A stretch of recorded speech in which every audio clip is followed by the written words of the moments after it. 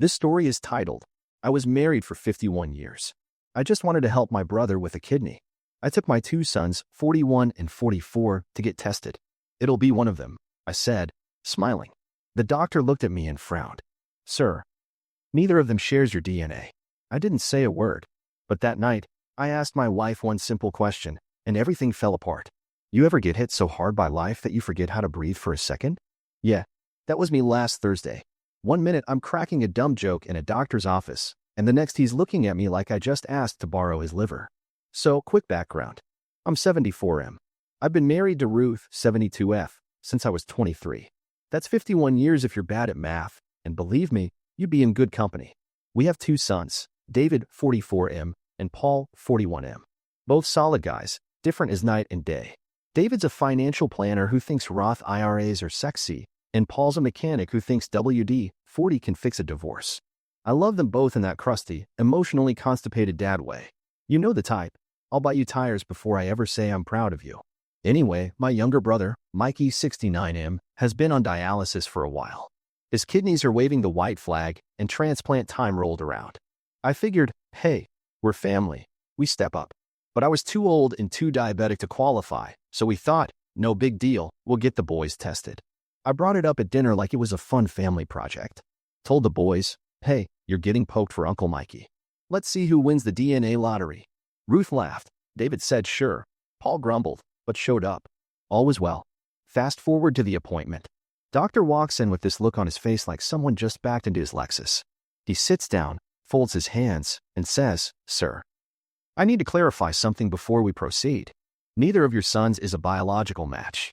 I didn't get it at first. I said, well, yeah, they've got different blood types than me, but one of them should still, he cuts me off. Says flat, Mr. Henderson, neither of them shares your DNA.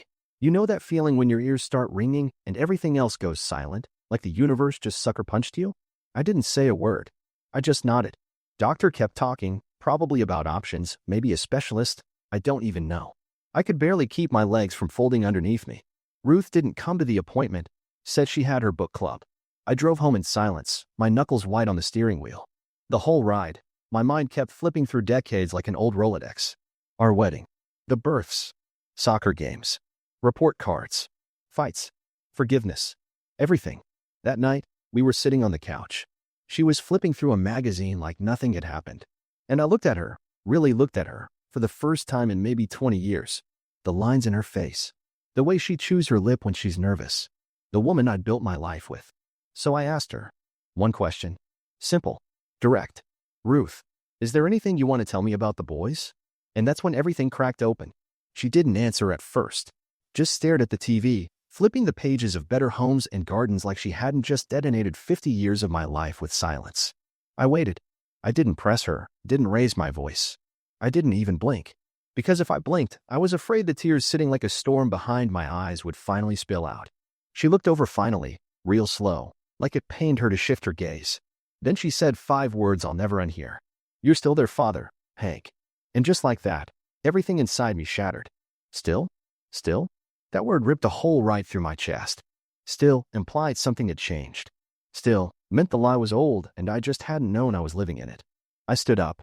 My legs weren't steady. My heart was beating so loud I could feel it in my ears. I walked out to the garage, my junk sanctuary. The last piece of the world no one tried to decorate or organize or strip down for resale. I sat on the same folding chair I've used for oil changes and quiet panic attacks, and I tried to breathe. David's third-grade spelling bee popped into my head, how he cried when he misspelled necessary. I took him to Dairy Queen anyway. Told him anyone who tries already wins. Paul's first tattoo, some busted little wrench on his forearm at 18. Ruth had screamed. I had secretly driven him to the appointment. I taught those boys to drive. I held their bikes steady until they could ride on their own. I tucked them into bed with stories I made up on the spot, once with robots and dragons and talking raccoons because Paul went through a weird raccoon phase. I took David to his first job interview and sat outside in the truck with a thermos of coffee and my fingers crossed so tight I lost circulation. I was there when they were sick, when they were scared, when they had their hearts broken. I was there. Always. Every step. And now, they're not mine? What the hell does that even mean? I built my life on the foundation of fatherhood. I gave up dreams and hobbies and that goddamn fishing boat I was saving for because raising those boys was the most important thing I'd ever do. And now I find out I was, what? A character actor in my own life? The walls of the garage felt like they were closing in. I pressed my palms into my eyes, and all I could see were memories, sharper than knives. The first time I held David, his little fist grabbing my thumb like he already knew I was his. The way Paul used to crawl into bed with us after nightmares until he was 5, and Ruth said it was too much. She always said I was too soft with them. Maybe because I knew I had to make up for something, even if I didn't understand why back then. I should have been angry, furious. But all I felt was grief. Not just the betrayal. That would have been easier. No, what I felt was the loss of something that was mine, not by blood, but by effort, by time, by sacrifice. And now it felt like someone had gone back in time and erased the signature on every photo, every memory, every scraped knee, and every "I love you, Dad." I didn't sleep that night. I just sat there in the cold, in the truck that still smells like motor oil and fast food wrappers, staring into the dark like maybe it would explain something to me. And somewhere around 4 a.m., the worst thought I've ever had slipped into my head like a thief. Do they know? Do they know I'm not their father? Did Ruth tell them?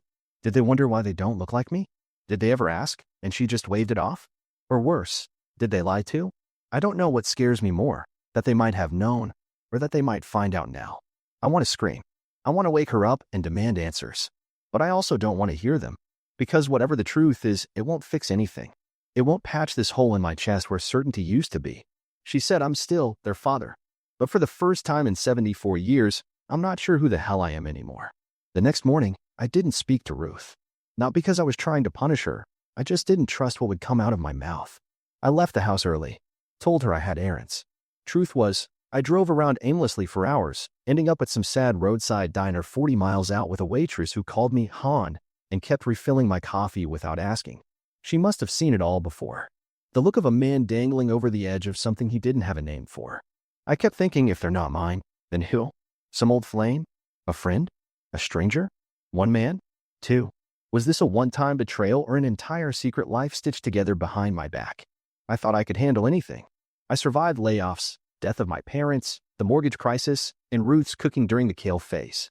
But this had me hollowed out. Like I'd spent my whole life building a house and just now realized someone else laid the foundation under a different name. When I finally walked back through our door, the boys were already there. I should have known. Ruth must have called them, set up the ambush. David was standing in the living room, hands in his pockets like he was waiting for a verdict. Paul was sitting on the couch, bouncing one leg like it owed him money. Ruth was in the corner, eyes red, but silent. "We need to talk, Dad," David said. And I swear, I almost laughed. Talk? Now you want to talk? Paul stood and took a step toward me. "We know what the doctor said," he said quietly. "And we knew before. That was it. That was the sentence that broke something inside me clean in half. You knew." The words came out like a growl. I wasn't trying to sound threatening, but my voice didn't feel like mine anymore. It felt like something cracked and ancient crawling out of my chest. David stepped in. "We didn't know everything, not at first. But we figured it out over the years. The timing, the blood types, the silence." Paul added, "We didn't want to lose you." "You didn't want to lose me?" I shouted. "Then maybe someone should have told me I was never yours to begin with." I saw Ruth flinch. David dropped his head. Paul looked like I'd punched him. "I changed your diapers," I said, my voice rising. "I stayed up nights when you had fevers. I taught you how to shave, how to drive, how to throw a damn baseball, and you thought what? That I'd just keep showing up like an idiot, never asking questions." They tried to calm me down. Paul put a hand on my arm. David kept repeating, "Dad, we're still your sons. You raised us. That's what matters." But it didn't matter. Not right then. Because in that moment, all I could feel was that I'd been cast in a role I never auditioned for. And the people who should have had my back had been reading from a different script this whole time. I left, grabbed my keys, stormed out like some sitcom dad having a dramatic exit. Except this wasn't TV. This was my life imploding in real time. And here's where I made the dumbest move of all. I drove straight to Mikey's hospital. Stormed in, asked for the transplant coordinator. Told her I wanted to revoke everything. My sons were no longer part of the donor pool. Said I'd rather they find a stranger than let them be the hero in the story. She looked horrified. I think I even used the word frauds. Like they'd conned me out of fatherhood and were now trying to cash in on my brother's life, too. I regret it.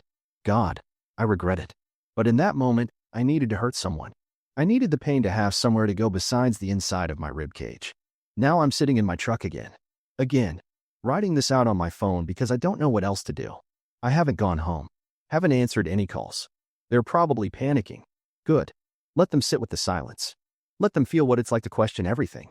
Because for the first time in 74 years, I'm the one who gets to disappear. I couldn't take the silence anymore. I'd been sleeping in my truck, surviving off vending machine coffee and gas station sandwiches for 3 days like some kind of washed-up ghost. Every hour felt like a rerun of my life, but in black and white now, my son's first steps, Christmas mornings, college move-ins, except now there was this static over everything. A crackling reminder that none of it was mine the way I thought it was. And through it all, one question kept pounding in my skull like a war drum. Who? Who the hell did this to me? So I went home. I wasn't calm. I wasn't composed. I slammed the front door so hard a photo frame fell off the wall. Ruth was sitting at the kitchen table like she'd been waiting for a storm and had no umbrella. She didn't even flinch. She had a cup of tea in front of her. Like it was a normal day. Like we weren't living in the radioactive fallout of the worst lie someone can tell. I walked straight up to her and said it. No build-up. No sugarcoating. Who's their real father, Ruth? She looked at me. I mean, really looked at me, like she was trying to decide whether to lie again or finally spit out the poison. There was a long, quiet pause. Just the tick of the kitchen clock and the sound of my own pulse thundering in my ears. Then she said it. One word. One name. Gary. I blinked. I laughed. Like a man laughs after a car crash, when he's checking to see if all his limbs are still attached. Gary, I repeated, like I didn't understand the meaning of the word. Gary? My best friend Gary. She didn't answer. I staggered back a step like I'd just been punched in the gut. My knees buckled. I had to grip the counter to keep myself upright. You mean to tell me, all those years, camping trips, Sunday barbecues, Christmas mornings, I was shaking hands with the guy who was secretly screwing my wife and fathering my kids? Hank, she said, reaching for me. Don't you dare. I roared. Don't you fucking dare touch me. It all clicked in horrifying detail. Gary, the godfather. Gary, who was always around. Gary, who suddenly moved out of state when Paul turned 2 and we never saw him again. I thought it was a job transfer. Ruth said it was for the best. I never questioned it. Like a damn idiot. I felt dizzy. The room started tilting, like I was standing on the deck of a sinking ship. He was your best friend, Ruth said, voice cracking. It was a mistake, Hank. I didn't plan it. It just happened. Twice. I snapped. It just happened twice? I was scared, she whispered. You were working nights. I felt alone. It was just once with David. But then it happened again. And then it was too late. You loved them. I didn't want to ruin it. Too late. I shouted, my voice tearing through the kitchen like a bomb. You stole my life, and you're telling me it was just too late? You fed me a lie every day for 40 years, and now you want to talk about feelings. I could feel something wrong in my body. My vision went blurry. My hands were shaking. My chest was tight. My skin felt like it was on fire. Sit down, Ruth said, panic creeping into her voice. Hank, please. You need to sit down. I'll get your... I don't want your help. I barked.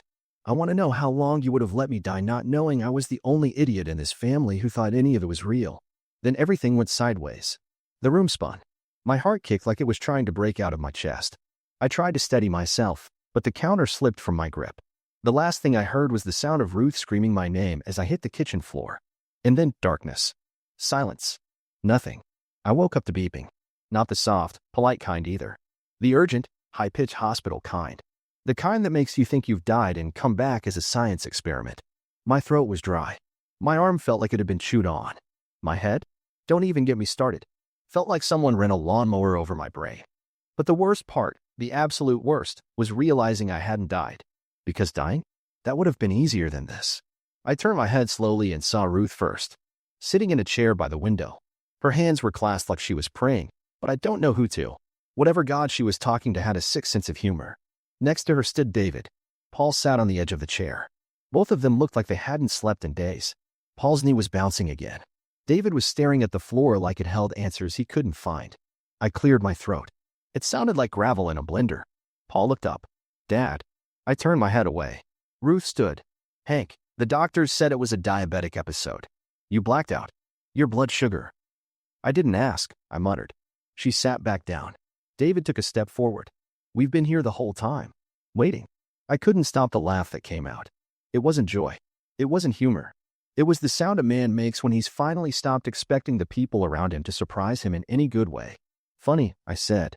You knew the truth for years, but now you want to hang around. That landed like a punch. Paul flinched. David swallowed hard. We were trying to protect you. From what? I snapped. my voice rising despite the ache in my chest. From the truth? From knowing my entire life was based on a lie you all just lived with like it was fine? You were going to let me die thinking I was your father. You are our father, Paul said, eyes wet. DNA doesn't change what you did for us. Who you were. We never wanted anyone else. You're the only dad we've ever had. And your mother? I hissed, glaring at Ruth. What's her excuse? Love? Convenience? Boredom? Sleeping with my best friend, Gary, while I was busting my ass to build a life for you. She didn't answer. You let me shake his hand, I said, my voice trembling now. You let me toast him at our wedding anniversary. You let him stand there while I held his son and didn't know. You let me make a fool of myself for decades. Ruth finally looked at me. Her eyes were red-rimmed. Her voice was barely a whisper. I thought I could bury it. I never stopped loving you. I stopped loving you the moment you said his name. Silence. I looked back at the ceiling. The lights were too bright. Everything felt heavy. My chest. My heart. My memories. David stepped closer. You didn't deserve this, Dad. But we didn't know how to tell you. We thought if we just kept loving you, it would be enough. Love doesn't erase the truth, son. The word caught in my throat. Son, did I still have the right to say it? Paul stood. We're here. We're not going anywhere. You can scream, throw things, do whatever. But we're not leaving you. I turned my head away again. Maybe you should. Maybe all of you should leave me the hell alone. They didn't move. I closed my eyes. The pain wasn't in my chest anymore. It was in my bones, in my blood, in the quiet realization that I didn't even know what healing could look like. Ruth reached out to touch my hand. I jerked it away. We're going to need time, I said. A lot of it. Ruth nodded, but I wasn't looking at her anymore. I was staring out the window, wondering how you rebuild your life when the people who helped build it are the same ones who knocked it down. Recovery was slow. Physically, I got out of the hospital after 4 days. Blood sugar stabilized, heart checked, discharged with a pamphlet about stress management and a cheerful nurse who called me sweetie, like I hadn't just watched my entire identity go up in smoke. Emotionally, that was something else. I went to therapy, twice a week. Didn't say much the first few sessions. Just stared at the floor while a woman with soft eyes asked questions like, how do you feel about your family? As if that wasn't the entire fucking problem.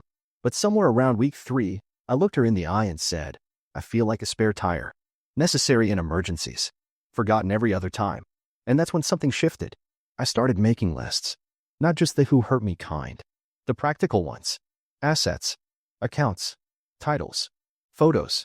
Boxes of things I'd kept over the years, the boys' report cards, Ruth's old love notes, even Gary's wedding gift, a fishing rod I never used because every time I touched it, I felt guilty. I looked at all of it. Then I started packing. I didn't tell anyone. I rented a small cabin in Vermont. Nothing fancy. Just a quiet place near a lake with slow mornings and no cell reception. I signed a lease. Paid 6 months in advance. Set up mail forwarding. Opened a new bank account. Canceled every shared account with Ruth. Then I wrote 3 letters. One to Ruth. One to David. One to Paul. Each one took me hours. I didn't write them to scream. I wrote them like a man writing eulogies for the living. Calm. Measured. Final. I told Ruth that love without truth isn't love. It's manipulation with a pretty bow on it. That she made me doubt every good moment we ever shared. That I would never stop respecting what we had, but I no longer believed in what she claimed it was. I told the boys that being their father was the greatest thing I'd ever done. But love isn't just about what you give, it's about what you withhold. And they withheld the truth. They looked me in the eye for years and chose silence. And then I told all 3 of them the truth. I was leaving. No contact. No address. No holidays. No Sunday check-ins or Thanksgiving invitations. I wasn't going to spend the rest of my life as a footnote in their curated story about the man who raised us. I was going to be gone. Fully. Deliberately. Because sometimes the only power you have left is to walk away. I put the keys to the house in a padded envelope with Ruth's name on it. I left the letters on the mantle where that goddamn #OneDad mug used to sit. Then I walked out the door. No tears. No dramatic music. Just the cold bite of morning air and the sound of my boots on the driveway. Halfway through the drive to Vermont, I pulled over. Sat on the side of the road with the engine humming and thought about turning around. I thought about David's laugh when he was 6. Paul falling asleep on my chest during movie nights. Ruth's hand on mine after her father died. But then I thought about that kitchen. The lies. The silence. The voicemail I'll never unhear. I know it wasn't fair to him. And I turned the engine back on. The thing about silence is that people can't stand it. Not when they're used to you showing up, fixing things, smoothing over rough edges with a sigh and a set of calloused hands. So when I disappeared completely, no goodbyes, no follow-ups, my absence screamed louder than anything I'd ever said. 3 weeks after I left, Ruth's Facebook status changed to complicated. She started posting cryptic Bible verses about forgiveness and betrayal, which I found hilarious coming from a woman who once told me she didn't believe in organized religion because church coffee tastes like sadness. David made a LinkedIn post about emotional resilience that included a subtle jab about the dangers of running away instead of resolving things like a man. Paul dropped a tweet that read, "Funny how people who say they love you the most are the first to abandon you." A mutual friend forwarded it to me. Said, "Looks like your boys are hurting, man. You sure this is what you want?" I didn't reply. Because yes, it was. See, I would have doubted myself. I did, in the first few days. I second-guessed every mile between me and the only life I ever knew. But then the comments started pouring in. Not from strangers. From my family. "I can't believe you just bailed like that," Ruth told her sister. "He was always so dramatic." So what if Gary was the biological father? David reportedly said, "It's not like we asked to be born. Why is he making us pay for mom's mistake?" Paul, sweet, stupid Paul, apparently said, "It's not like we killed anyone. He's still got to be our dad." That should have been enough. That line? That one finally snapped the last string holding me to regret. That should have been enough. I gave them everything. I gave them me. And they think I should have just swallowed the betrayal, patted them on the head, and stayed on the sinking ship with a smile. Like I didn't bleed for this family. Like my identity was disposable, so long as it kept the lights on in the backyard mode. Ruth, bless her, started spinning a new story. Said I had a health scare and was taking time to reflect. Told people we were working things out, even though my last words to her were, "Don't ever look for me." I think it killed her that she couldn't control the narrative. Meanwhile, I started getting better. The cabin wasn't fancy, but it was mine. I woke up every morning to the sound of birds instead of passive-aggressive sighs. Made my own coffee the way I liked it, black, bitter, and not from a Keurig that made noises like it was dying inside. I read books. I chopped wood. I relearned how to sit in silence and not hate myself. And the best part? No one expected anything from me. I started journaling, per my therapist's suggestion. At first, it was just angry rambling, but slowly it turned into something else. Memories I wanted to keep. Lessons I wished I'd learned sooner. I even wrote down the good times. Because there were good times.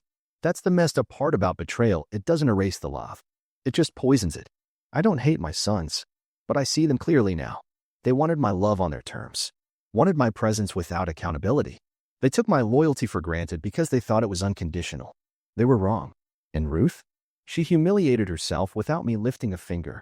Turns out when you live in lies long enough, the truth doesn't need an audience to do damage. It just needs time. Word got around eventually. People started asking questions. Why'd he leave? What happened with Gary? Was any of it real? I hope she chokes on the truth every time she tries to lie through her teeth. I hope Gary's ghost haunts every family photo she looks at. I hope every Christmas, when the boys ask where I am, she has to look them in the eye and say, "He left because of me." It's been 6 months now. I'm stronger. I sleep better. I smile more. I've started going into town. Made a few friends. Told people I'm retired and getting back to myself.